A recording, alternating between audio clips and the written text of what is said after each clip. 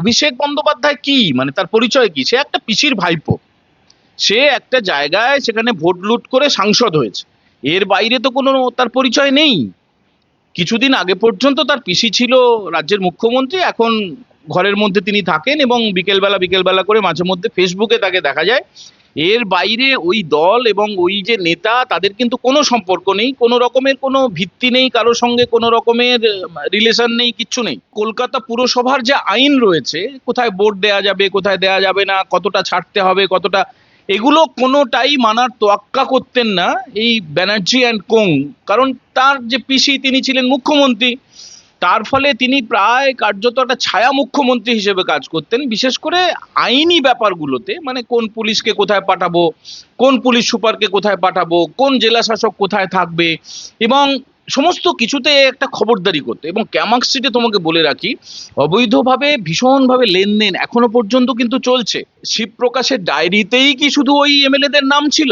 না, যারা অভিযুক্ত, দুর্নীতিগ্রস্ত বলে অভিযোগ উঠছে, ফেরেববাজ বলে অভিযোগ উঠছে, তোলাবাজ বলে অভিযোগ উঠছে যে বিজেপি নেতাদের বিরুদ্ধে, তাদের নাম শুধু শিবপ্রকাশের ডায়েরিতে ছিল না। সেটা পশ্চিমবঙ্গ রাজ্যের যে সদর দপ্তর, সেখানে নথিভুক্ত হয়ে আছে ডিজিটাল ডিভাইসের মধ্যে, এবং তার একটা কপি চলে গেছে দিল্লিতে নিতিন নবীনের টেবিলে। ফলে যদি কেউ ভেবে থাকেন যে ওইটা চুরি করে বা ওইটা নষ্ট করে প্রমাণ লোপাট করে দেবো, গেরুয়া কখনো গুন্ডা হতে পারে না। গেরুয়া সবসময় ত্যাগ করে, গেরুয়া সবসময় জীবন দিয়ে দেয়, বিসর্জন দেয়। তো সেখানে এরা তো ভুল করেছে শুধু নয়, এটা এবারে দেখতে হবে কি ইচ্ছাকৃত, অনিচ্ছাকৃত, এটা কি অশিক্ষা, কুশিক্ষা, অর্ধশিক্ষা, নাকি পুরোপুরি ইচ্ছাকৃতভাবে তাদের যে প্রিয় রং লাল। দেখো, লাল তো গোলাপের রঙও লাল, আমাদের রক্তের রং লাল। কিন্তু আমি যেটা বলতে চাইছি যে এই এপিসোডে যে বিষয়টা নিয়ে কিছুক্ষণ আগে কথা বললাম, যারা রাষ্ট্রদ্রোহী, যারা রাষ্ট্রের বিরোধী, তারা যে লালটাকে অস্ত্র ব্যবহার করে, তাদের সমর্থক। ক্যামাক স্ট্রিটটা কি ভারতবর্ষের বাইরে? ক্যামাক স্ট্রিটটা কি পশ্চিমবঙ্গের বাইরে? এখানে আইনটা কি ভারতীয় সংবিধান চলবে না? ভারতের যে আইনের শাসন রয়েছে, দেখো এটা আসলে পৌলমী, বিষয়টা হচ্ছে একটু আমাদের খুব বিরাট কিছু ভাবার দরকার নেই। গত 15 বছরে তো আইনের শাসন বলে কিছু ছিল না, এটা শাসকের আইন ছিল। মানে যেটা রুল অফ ল বলা হয়, সেটা কিন্তু ছিল না পশ্চিমবঙ্গে। এবং সেটা যখন আবার রুল অফ লটা চালু হলো, মানে 4 তারিখে ফল প্রকাশ হলো মে মাসে, তারপর 9 তারিখে মুখ্যমন্ত্রী পদে শপথ নিলেন শুভেন্দু অধিকারী, এবং পরে যখন দপ্তরের পুনর্বন্টন হলো, যখন 9 তারিখে তিনি শপথ নেন, সেদিন থেকে তিনি হোম মিনিস্টার এখনো পর্যন্ত। তো শুভেন্দু অধিকারীর অধীনে যে পুলিশ দপ্তর রয়েছে, যে লালবাজার রয়েছে, অর্থাৎ কলকাতা পুলিশের যে সদর দপ্তর, এখন তিনি লালবাজারেই গেছেন একটা অনুষ্ঠানে। এই মুহূর্তে চলছে আমরা যখন এই কথাগুলো বলছি। তো আইনের শাসনটাকে প্রতিষ্ঠা করা এক এবং একমাত্র লক্ষ্য রাজ্য সরকারের, বা আরো স্পেসিফিক ভাবে বলতে গেলে মুখ্যমন্ত্রী বা হোম মিনিস্টারের, মানে স্বরাষ্ট্রমন্ত্রীর। তো অন্যায় যেখানে রয়েছে, বেআইনি কার্যকলাপ যেখানে রয়েছে, এরা তো আসলে বেআইনিটাকে আইনি বলে মনে করতো। মানে এটাই হচ্ছে দস্তুর হয়ে গিয়েছিল যে আমি লুট করব, বালি চুরি করব, কয়লা চুরি করব, সোনা চুরি করব, চাকরি চুরি করব। এবং কলকাতা পুরসভার যে আইন রয়েছে, কোথায় ভোট দেয়া যাবে কোথায় দেয়া যাবে না, কতটা ছাড়তে হবে কতটা, এগুলো কোনোটাই মানার তোয়াক্কা করতেন না এই ব্যানার্জি অ্যান্ড কোং। কারণ তার যে পিসি তিনি ছিলেন মুখ্যমন্ত্রী, তার ফলে তিনি প্রায় কার্যত একটা ছায়া মুখ্যমন্ত্রী হিসেবে কাজ করতেন, বিশেষ করে আইনি ব্যাপারগুলোতে। মানে কোন পুলিশকে কোথায় পাঠাবো, কোন পুলিশ সুপারকে কোথায় পাঠাবো, কোন জেলা শাসক কোথায় থাকবে, এবং সমস্ত কিছুতে একটা খবরদারি করতে। এবং ক্যামাক স্ট্রিটে তোমাকে বলে রাখি, অবৈধভাবে ভীষণভাবে লেনদেন এখনো পর্যন্ত কিন্তু চলছে। অবৈধ পুরোপুরি দুর্নীতি চলছে, সেই এখনো চলছে। কোন কোন জায়গায় দেখবে তুমি পার্কিংকে নিয়ে ক্যামাক স্ট্রিট জুড়ে একটা অবৈধ পার্কিং এর রমরমা। সেটা কিন্তু পুরো নগরোন্নয়ন দপ্তরের চোখে রয়েছে, এবং অগ্নিমিত্রা পাল যিনি দপ্তরের ভারপ্রাপ্ত মন্ত্রী, তার দপ্তরে একাধিক কমপ্লেন সেখানে পড়েছে। গোটা কলকাতা শহর জুড়ে ফুটপাতের ওপরে দখল করে দোকানদারি করা, ফুটপাতের ওপরে ঘর সংসার পেতে ফেলা, এবং রাস্তা অবরোধ করে, রাস্তা একদম অবরুদ্ধ করে গাড়ি রাখা, সেখানে নামমাত্র একটা স্লিপ দেওয়া, যার সঙ্গে সরকারের বা কলকাতা পুরসভার বা কেএমডি এর বা পুরো নগর উন্নয়ন দপ্তরের কোনো সম্পর্ক নেই। তো সেখানে তো পুলিশ যাবে, সেখানে কেএমসির লোকেরা যাবেন, সেখানে অভিষেক ব্যানার্জির বাধা দেওয়ার তো কিছু নেই। তিনি যেটা বলছেন সেটা তার দলের ছেলেরা, তার যে সমস্ত অনুগামীরা রয়েছে তারা লাফালাফি করবে এবং আনন্দিত হবে অন্যান্য যারা বিরোধীরা, এই সিপিআইএম, কংগ্রেস, এসইউসিআই, সিপিআইএমএল, যারা নকশালপন্থী, যারা মাওবাদীপন্থী, যাদেরকে দিমাগি নকশাল বলছেন প্রধানমন্ত্রী এবং রাজ্যের মুখ্যমন্ত্রী শুভেন্দু অধিকারী, তারা খুশি হবেন। কিন্তু সাধারণ মানুষ এটাতে ভীষণভাবে দুঃখিত যে এই এই ধরনের বেআইনি কার্যকলাপ কেন করবে, এই ধরনের হাস্যকর কথা কেন বলবে। এটা নিয়ে ভালো মিম ছড়াতে পারে, এটা নিয়ে উনি বলবেন এবং ওর দলের লোকেরা সব ফেসবুকে লিখবে।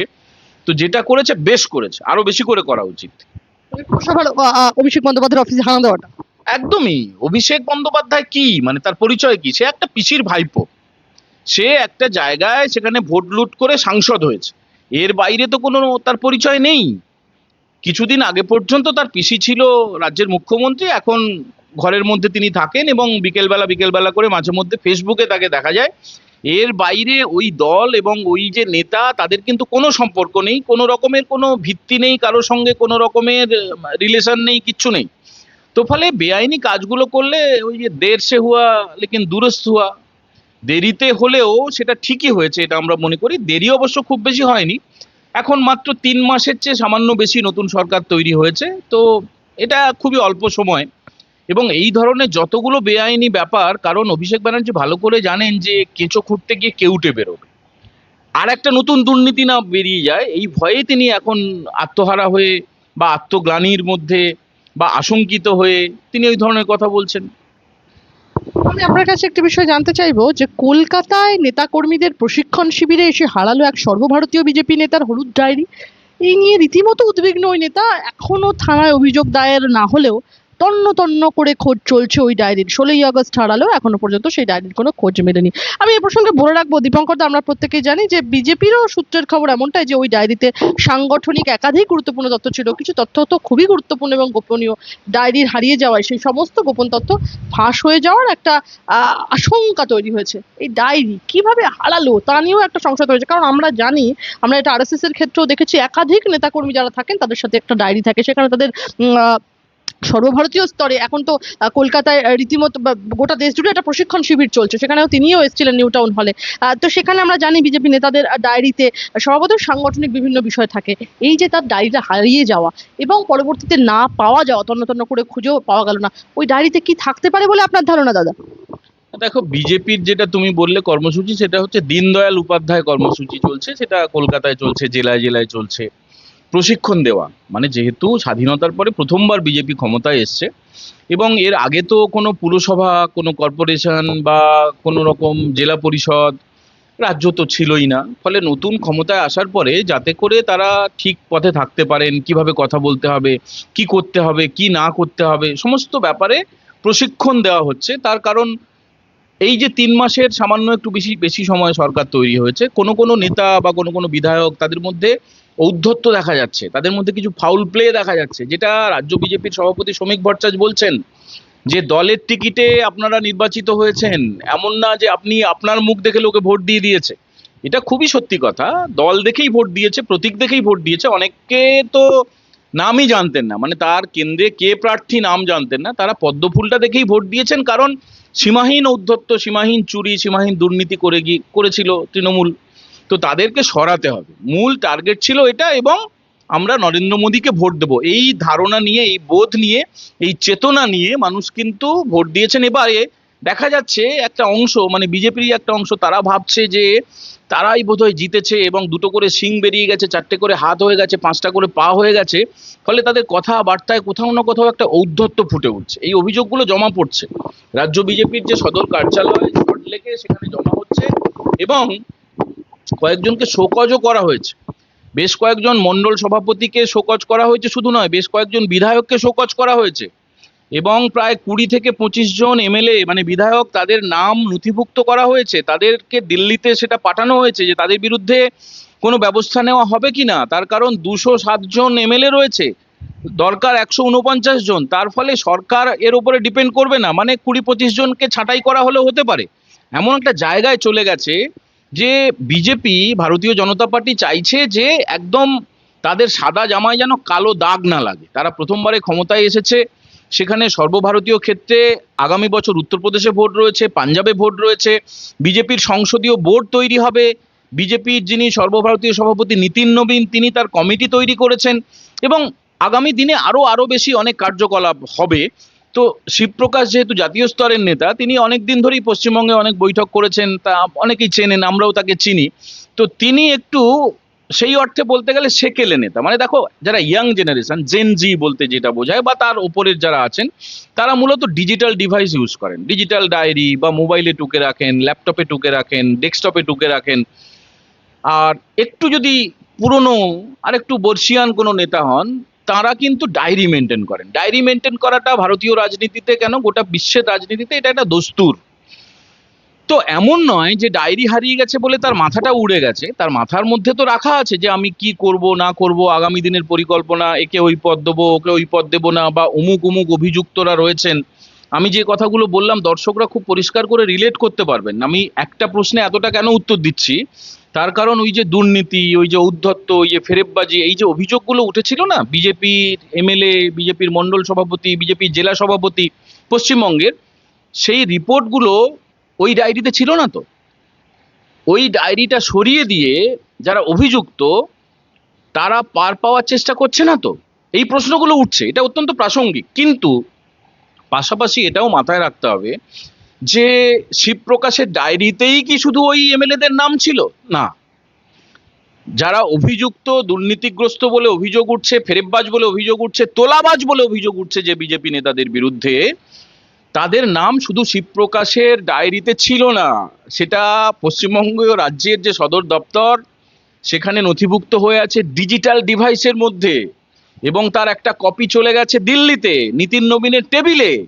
ফলে যদি কেউ ভেবে থাকেন যে ওইটা চুরি করে বা ওইটা নষ্ট করে প্রমাণ লোপাট করে দেবো, আমি বলছি না যে বিজেপির মধ্যে কেউ চুরি করেছেন, এটাও তো হতে পারে যে শিবপ্রকাশ তিনি হয়তো ভুল করে কোথাও রেখে এসেছেন, পরে হয়তো তিনি খুঁজে পাবেন, এখনো পাননি, কারণ এখনো পর্যন্ত কোনো কমপ্লেন করা হয়নি পুলিশের কাছে।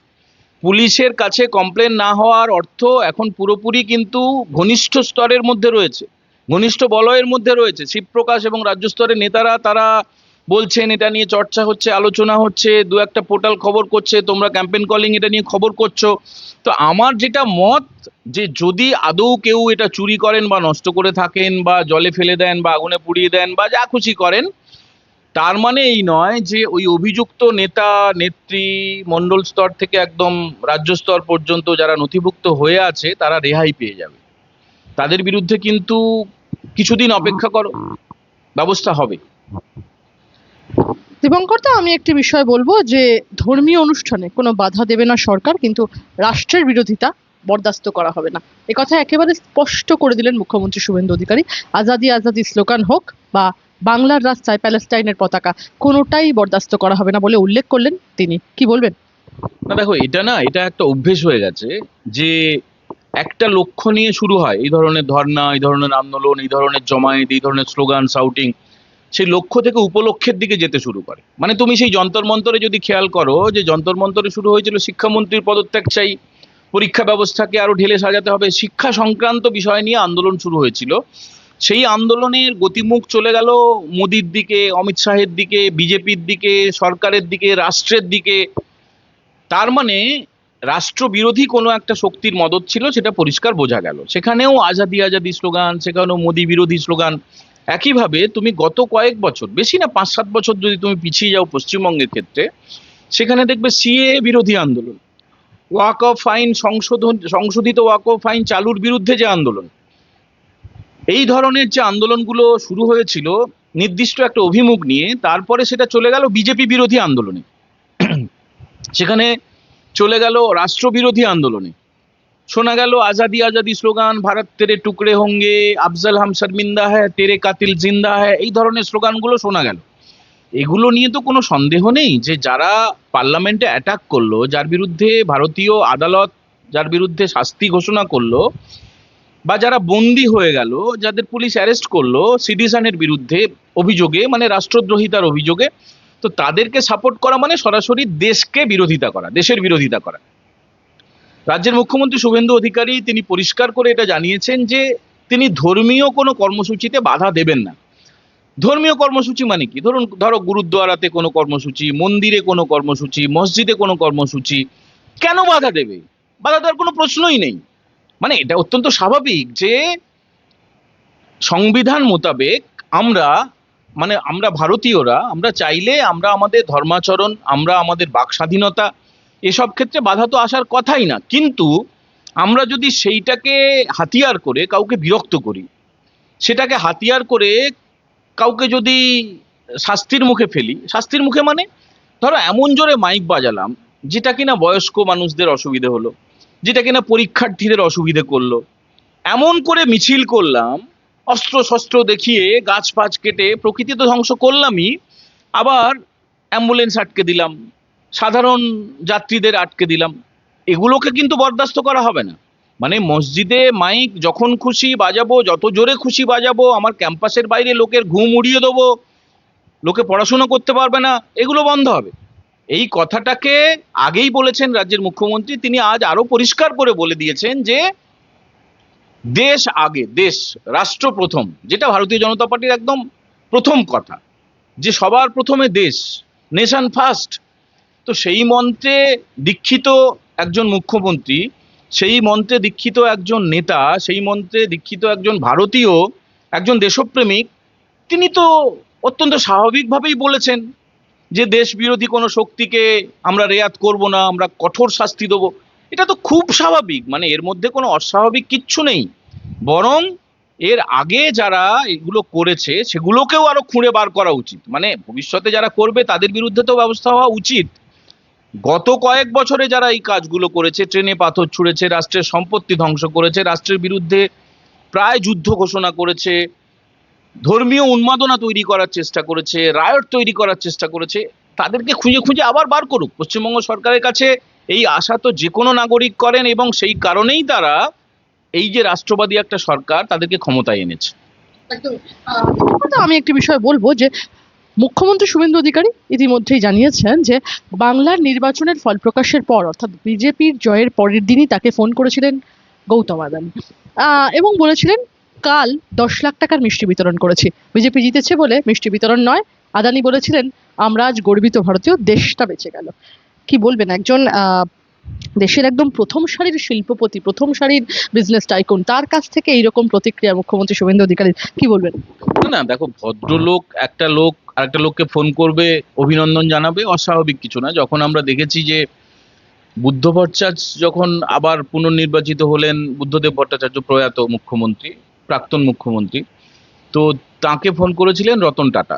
সিঙ্গুরে তিনি শিল্প করতে চান, তিনি জানিয়েছিলেন। এবং এটা তো ব্যবসা, তারা তো আর এখানে চ্যারিটি করতে আসছে না, ব্যবসাই করবে। মানে এমন না যে এখানে পুরোপুরি ফ্রিতে সবকিছু করে যাবে, তারাও একটা রিটার্ন নেবেন। কিন্তু বিষয়টা হচ্ছে যে ব্যবসায়ীরা বা উদ্যোগপতিরা, শিল্পপতিরা, তারা তো রিটার্ন নেবেনই। পৃথিবীটাই চলছে দেওয়া নেওয়ার উপরে। এটা তো আর আজকে প্রথম না, এটা অনেক, এটা এটা সব সময়ের জন্য, মানে স্বাধীনতার পরে ভারতবর্ষে তো তাই হওয়া উচিত ছিল। বিশেষ করে গত যে 15 বছর গেছে তৃণমূল শাসনে, সেখানেও কিন্তু উদ্যোগপতিরা, শিল্পপতিরা তারা চেয়েছিলেন যে আমরা শিল্প করতে চাই।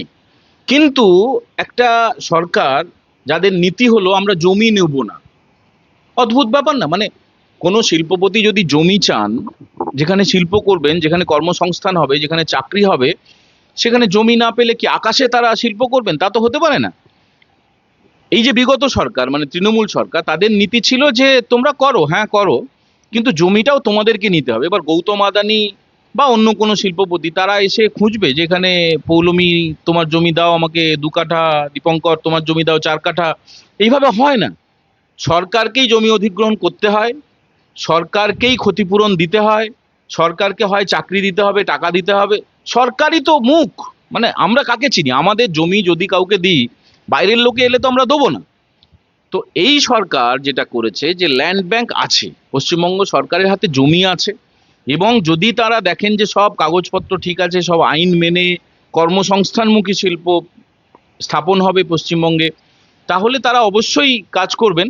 এবং সেই সূত্রেই দেখো, ইচ্ছাটারও একটা ব্যাপার থাকে, একটা উইল পাওয়ারের ব্যাপার থাকে। শুধু মুখে মুখে ন মারিতাং জগত, এটা হয় না।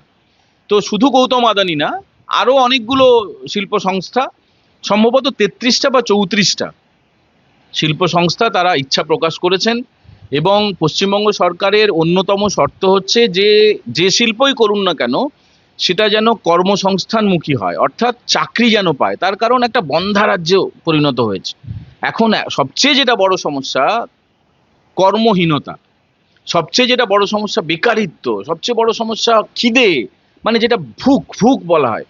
আমাদের রাজ্যের শিক্ষিত বেকার যুবক যুবতী তারা চলে যাচ্ছে বাইরের রাজ্যে, অনেকে বিদেশে চলে যাচ্ছে, মানে যেটা বলা হয় ব্রেন ড্রেন। চাকরি নেই তো করবেটা কি? কেউ এখানে গ্রাজুয়েশন, পোস্ট গ্রাজুয়েশন, পিএইচডি এগুলো করার পরে তার তো পেটটা চালাতে হবে, তার বাবা মায়ের মুখে তো ভাতটা তুলে দিতে হবে, তার ঘর ভাড়াটা দিতে হবে, তাকে বাইরে বেরোতে হবে, বাসে ট্রামের ভাড়াটা দিতে হবে, পাবে কোথায়? তো বাধ্য হয়ে তারা অন্য রাজ্যে যাচ্ছে। আরেকটু যদি বেশি মেধা থাকে তারা বিদেশে যাচ্ছেন, সে ডাক্তার হোক, ইঞ্জিনিয়ার হোক, সাংবাদিক হোক, ব্যবসায়ী হোক, যে কোনো পেশার। এ রাজ্যের অবস্থা খুব খারাপ, এই কারণেই চাকরিটা খুব দরকার। তুমি খবর নিয়ে দেখবে, তোমার বয়সী বা তোমার চেয়ে কম বয়সী সবার সঙ্গে কথা বলে দেখবে, লোকে না চাকরি নিয়ে ভীষণ চিন্তিত। চাকরি পাবো তো, পড়াশুনো করছি, লোন নিয়েছি, এই ফোন কিনেছি, বাড়িতে টিভি কিনেছি, ইএমআই দিতে হবে, টাকাটা থাকবে তো, আসবে তো, চাকরিটা পাবো তো, আর যারা চাকরি করেন চাকরিটা থাকবে তো, এই কোম্পানি আদৌ টিকে থাকবে তো। এইটা হচ্ছে আসল এবং মুখ্য আলোচনা। তুমি স্কুলে, কলেজে, বিশ্ববিদ্যালয়ে, ক্লাবে, চায়ের থেকে সব জায়গায় তুমি এইটা মুখ্য আলোচনা, চাকরি সংক্রান্ত, মানুষের আয় সংক্রান্ত। ফলে ওই ভিক্ষে টিক্ষে খুব একটা, ওগুলো নিয়ে রাস্তাঘাটে দু একজন মহিলা শাড়ি টাড়ি পরে নাচানাচি করছে, ছবি তুলছে, ওটা কোনো ইস্যুই না। ইস্যুটা হচ্ছে যে চাকরি, স্থায়ী চাকরি। এইটা রাস্তাটা খোলার কথা বলেছেন বিভিন্ন শিল্পপতি, সেটা কার্যকর হবে। তবে ওই আজ রাত্রিরে ঘুমোলাম একটুখানি মাংস ভাত খেয়ে, পরের দিন ঘুম থেকে উঠেই দেখবো ইন্ডাস্ট্রি হয়ে গেছে, চাকরি চাকরি, চারদিকে বাজার খুলে গেছে, হয় না। এটার জন্য ন্যূনতম একটা সময় লাগে, সেটা 2 বছর 3 বছর, আরো বেশিও লাগতে পারে, কিন্তু আমার ধারণা 2-3 বছর সময় তো লাগবেই। যে চাকরি, কারণ ইন্ডাস্ট্রিয়ালাইজেশন হতে দেখো একটা জমি অধিগ্রহণ হবে, তারপরে সেখানে ইমারত তৈরি হবে, পরিকাঠামো তৈরি হবে, সেখানে যন্ত্রপাতি বসবে, উৎপাদন শুরু হবে, তার ওই সময় তো চাকরিটা হবে, মানে এখন থেকে তো আর চাকরি হবে না। ফলে 2-3 বছর আমাদের অপেক্ষা করতেই হবে। অত লাফালাফি করে হনুমানের মতো, বাঁদরের মতো খালি এ গাছ থেকে ও গাছ ওইসব করে লাভ নেই। সময় তো দিতেই হবে, একটা সরকার এসছে, সে ওইভাবে হঠাৎ করে কিছু করতে পারবে না, সময় দিতে হবে। এবং তার জন্য পশ্চিমবঙ্গের বেশিরভাগ মানুষ, সংখ্যাগরিষ্ঠ মানুষ, তারা কিন্তু সরকারকে সময় দিতে তৈরি। আমি এখানে একটা কথা বলি, যে আইডিওলজির কথাটা হলো, এবার এ প্রসঙ্গে আমি একটা কথা বলবো। পঙ্কজদা, দিবঙ্কর দা, একদম তথাকথিত পশ্চিম বাংলার ক্ষেত্রে যদি বলা হয়, পশ্চিম বাংলার ক্ষেত্রে আমরা যারা পশ্চিমবঙ্গবাসী তাদের কাছে কিন্তু একটা কথা, বা সেই যারা পত্রিকা সংস্থা তাদেরও কিন্তু একটা দাবি থাকে যে প্রথম সারির দৈনিক, সেই প্রথম সারির দৈনিক আনন্দবাজার পত্রিকা, তাদের একটা যাদবপুর কাণ্ডে একটা হেডলাইন ছিল, যেটা খুবই সাড়া ফেলে দিয়েছিল। যে হেডলাইনটা, সেটা হচ্ছে যাদবপুরে গেরুয়া গুন্ডামি। এবার এই গেরুয়া গুন্ডামি হেডলাইন নিয়ে শুভেন্দু অধিকারী, রাজ্যের মুখ্যমন্ত্রী, রীতিমতো আনন্দবাজারকে কার্যত তিনি ধুইয়ে দিলেন বলা চলে। তিনি বলছেন, যারা যাদবপুর নিয়ে হেডলাইন করছেন গেরুয়া তাণ্ডব, আপনি বলুন তো গেরুয়া তাণ্ডব এটা লেখা যায়? লিখুন এবিভিপির তাণ্ডব, যদি করে থাকে লিখুন শুভেন্দু বাহিনীর তাণ্ডব, যদি করে থাকে। গেরুয়ার মানে জানেন ওই সংবাদপত্র কি বলবেন? না না, দেখো, এটা আসলে ব্যাপারটা হচ্ছে যে তাণ্ডবের বিরোধিতা করতে গিয়ে আরেকটা তাণ্ডব, মানে যদি যদি সকল অসভ্যতা বলে মনে হয়, গুন্ডামি বলে মনে হয়, তো সেটা বলতে গিয়ে আরেকটা অসভ্যতা, আরেকটা নোংরামি এই সংবাদপত্রটি করেছে, আনন্দবাজার পত্রিকা করেছে। এটা আমারও চোখ এড়ায়নি। এই ধরনের আসলে বিষয়টা হচ্ছে যে গেরুয়া তো আমাদের জাতীয় পতাকার ওপরের অংশের রং গেরুয়া। গেরুয়া হচ্ছে ত্যাগের প্রতীক, মানে স্বামী বিবেকানন্দ যিনি ভারতবর্ষকে নতুন করে চিনিয়েছেন গোটা বিশ্বের কাছে, তার পোশাকের রং গেরুয়া। মানে প্রত্যেক সন্ন্যাসীর পোশাকের রং, সন্ন্যাসিনীর পোশাকের রং, সাধু সন্তদের যে পোশাক হয় তার রং হচ্ছে গেরুয়া। ফলে গেরুয়া শব্দটা তো ওনারা লিখতে পারতেন যে বিজেপির তাণ্ডব, আর তুমি যেটা বললে এবিভিপির তাণ্ডব, যা খুশি লিখতে পারতেন। এটা ওদের লিখিতভাবে ক্ষমা চাওয়া উচিত। আর যদি কোনো দেশপ্রেমিকরা নিশ্চয়ই করবেন, মানে মামলা মোকদ্দমা নিশ্চয়ই হবে, প্রতিবাদ তো হয়েইছে, রাজ্যের মুখ্যমন্ত্রী প্রতিবাদ করেছেন, মানে সর্বোচ্চ প্রশাসনিক জায়গা থেকে প্রতিবাদটা হয়েছে। এটা অত্যন্ত সাধু দিক, এটা অত্যন্ত গর্বের দিক যে রাজ্যের মুখ্যমন্ত্রীরও চোখ এড়ায়নি এবং তিনি নিন্দা করছেন। তার কারণ এই কষ্টটা আমাদের মধ্যেও হয়েছে, যে একটা কাগজ যে একসময় তার সার্কুলেশন উল্লেখ করতো, এখন সার্কুলেশনটা উল্লেখ করতে পারছে না, কোনো কাগজই করে না। তার কারণটা, দেখো কাগজ না খুব একটা পড়ার অভ্যেসটা কমে গেছে, মানে কারণও রয়েছে। কাগজের পড়তে যাবে কেন, এখন হাতে হাতে স্মার্টফোন রয়েছে, সেখানে ডিজিটাল মাধ্যম, ধরো তুমিও যে এসছো, তোমারও একটা ডিজিটাল মাধ্যম। ডিজিটাল মাধ্যম এতটাই জনপ্রিয়, দেখো তোমাদেরই সাবস্ক্রাইবার 15 লাখ। তো গড়ে 15 লাখ যদি সাবস্ক্রাইবার, 15 লক্ষ মানুষ সাবস্ক্রাইবার হয়েছেন, কোটি কোটি মানুষ তোমাদের ভিউয়ার। এ রাজ্য না, শুধু এ দেশ না, বাংলা ভাষা বোঝেন এমন গোটা বিশ্বের মানুষ তোমাদের খবরগুলো দেখছেন। কিন্তু কাগজটা তো ওইভাবে সম্ভব না। কাগজটা লোকে পকেটে করে নিয়ে ঘুরতে পারে না, টিভি মাথায় করে আমরা ঘুরি না, মোবাইলটা তো নিয়ে রাখতেই হয় পকেটে। তার ফলে বাসে, ট্রামে, যে কোনো জায়গায় গাড়িতে যেতে যেতে বা অবসরে যে কোনো জায়গায় আমরা মোবাইলটা ঘাঁটি এবং ডিজিটাল মাধ্যমে খবরটা পেয়ে যাই। তো এটা এক ধরনের, খবরের কাগজগুলো হতাশ হয়ে গেছে, হতাশার জায়গা। তো এই হতাশা থেকে তারা চাইছে যে কিভাবে রিভাইভ করা যায়, কিভাবে ঘুরে দাঁড়ানো যায়, একটা এমন কিছু বিতর্ক তৈরি করব, এমন কিছু লিখবো, এমন কারো নিন্দা করব যে লোকে আমাদের কাগজটা কিনবে বা সেটা নিয়ে চর্চা করবে। কিন্তু তার মানে তো এই নয় যে একটা জায়গায় অসভ্যতা করতে হবে, একটা জায়গায় নোংরামি করতে হবে। গেরুয়া গুন্ডামি, তাণ্ডব না, ওরা লিখেছিল গেরুয়া গুন্ডামি। গেরুয়া কখনো গুন্ডা হতে পারে না। গেরুয়া সবসময় ত্যাগ করে, গেরুয়া সবসময় জীবন দিয়ে দেয়, বিসর্জন দেয়। তো সেখানে এরা তো ভুল করেছে শুধু নয়, এটা এবারে দেখতে হবে কি ইচ্ছাকৃত, অনিচ্ছাকৃত, এটা কি অশিক্ষা, কুশিক্ষা, অর্ধশিক্ষা, নাকি পুরোপুরি ইচ্ছাকৃতভাবে তাদের যে প্রিয় রং লাল। দেখো লাল তো, গোলাপের রঙও লাল, আমাদের রক্তের রং লাল। কিন্তু আমি যেটা বলতে চাইছি যে এই এপিসোডে যে বিষয়টা নিয়ে কিছুক্ষণ আগে কথা বললাম, যারা রাষ্ট্রদ্রোহী, যারা রাষ্ট্রের বিরোধী, তারা যে লালটাকে অস্ত্র ব্যবহার করে, তাদের সমর্থক, তাহলে কিন্তু খুব বিপদ রয়েছে। এবং এই বিপদটা আমাদেরকে মাথায় রাখতে হবে, এড়িয়ে গেলে কিন্তু হবে না। তার ফলে এটা বলেছেন, এটাকে শুধু স্বাগত জানানো নয়, শুধু অভিনন্দন জানানো নয়, শুধু প্রশংসা করার জন্য নয়, আমি চাইবো ব্যক্তিগতভাবে, এবং ক্যাম্পেন কলিং এর সমস্ত দর্শকও নিশ্চয়ই আপনারা কমেন্ট করে জানাবেন যে যতদিন রাজ্যে মুখ্যমন্ত্রী হিসেবে আমরা শুভেন্দু বাবুকে পাবো, ততদিন যেন আমরা এই আদর্শে, এই বিশ্বাসে, এই আস্থায় ভাটা না পড়তে দেখি।